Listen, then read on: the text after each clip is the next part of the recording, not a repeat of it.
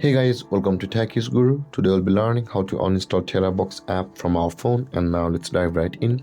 Now to uninstall the Terabox app from our phone, we'll be doing it from the settings of our phone and not the Terabox app itself. So let's close this and open up the settings of your phone. And after opening the settings of your phone, guys, on this interface, scroll down and navigate to the apps option over here. You can see just above the location, tap on apps. And again, when you land over here, tap on the app management button at the top of the screen, and over here you can see there is the search bar available for us. Tap on the search bar and search for Terabox option over here, and open up the Terabox app over here.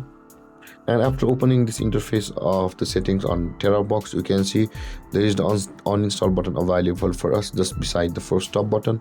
Tap on the uninstall button over here and tap on the OK button on this box, and then your Terabox app will be uninstalled from your phone. And with that being said, guys, this is how to uninstall the Terabox app from your phone. And if you have any confusions or questions regarding the topic, feel free to comment in the comment section below, and don't forget to like, subscribe and hit that bell icon for more videos. Thank you for watching, guys. Peace.